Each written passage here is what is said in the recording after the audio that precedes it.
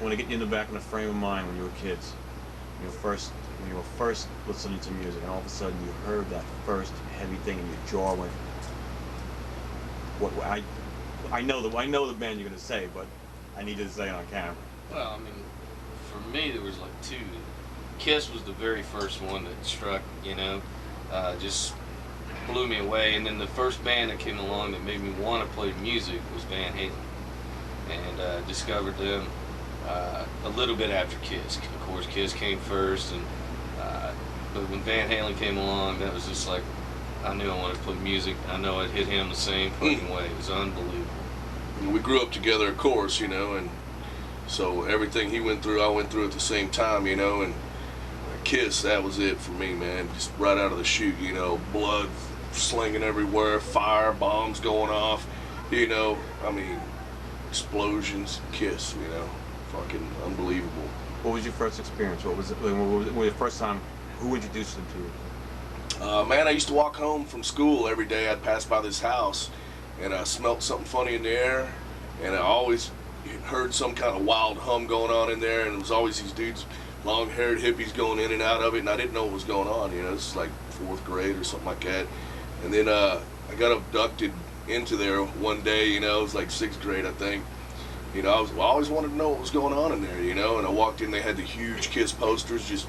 You know how it was back in the day, you covered every fucking wall with everything, you know, and I was blown the fuck away, and they had the stereo on 12, and I was like, holy shit, I'm hooked, what is this?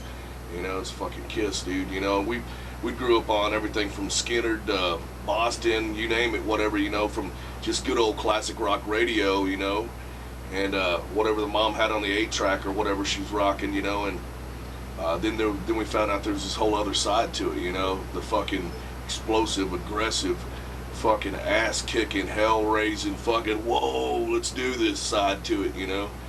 And of course, we were kids, we fell in love with it. Then we went and discovered Black Sabbath, and fuck, you just from there.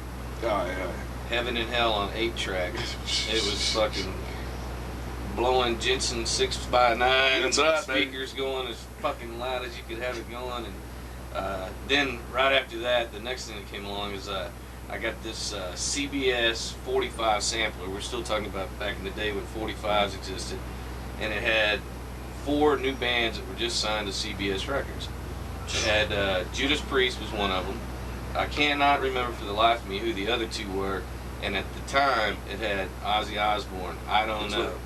I don't know that. I think it had Crazy Train on it too. And Crazy Train too. It was a CBS sampler, 4 of them. And I put that on, and I heard that guitar. I said, "Oh my God, Dime, you got to come in and hear this." You know, because we at that point, you know, we were 100% for Sabbath all the way. You know, we were just fucking happy that they had a band going, and Dio was the shit and all that.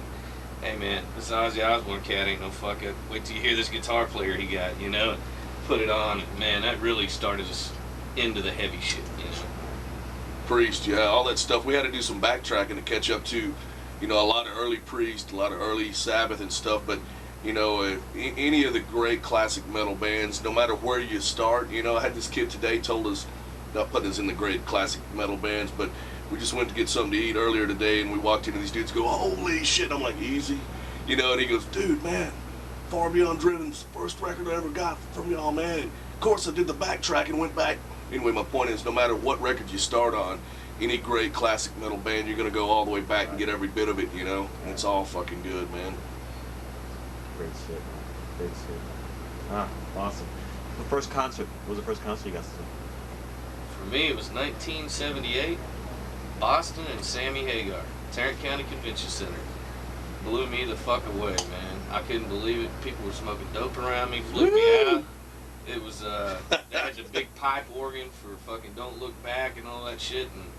And the very next concert we went to, which I think we went together, because your first concert was, first one was Nazareth, yeah. And he told me it was fucking sick. And then the next one we went to together was Alice Cooper, New England, and the Babies. That's right. That's the lineup. And it was the big one. Alice had probably at the peak of his career, and he had the big movie screen, and it had all this shit going on, and then he comes running real big on the screen, and he shrinks and shrinks and shrinks, and then he jumps through the screen, and nobody knew what to expect. I mean, this was at the height of all of his theatrics, and I mean, Yeah. it was one of the most incredible shows ever saw. And of course, New England. See, no, it was Legs Diamond was the first That's who band. it was, Legs Diamond.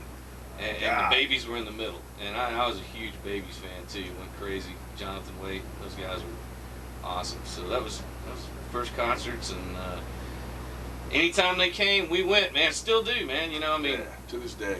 the only thing that's different is we don't have to pay anymore. You know, they know us. So anybody comes through town, I'm there, man. I'm like a regular at Smirnoff, you know, the amphitheater there in Dallas. When I'm not on tour, you know, love going.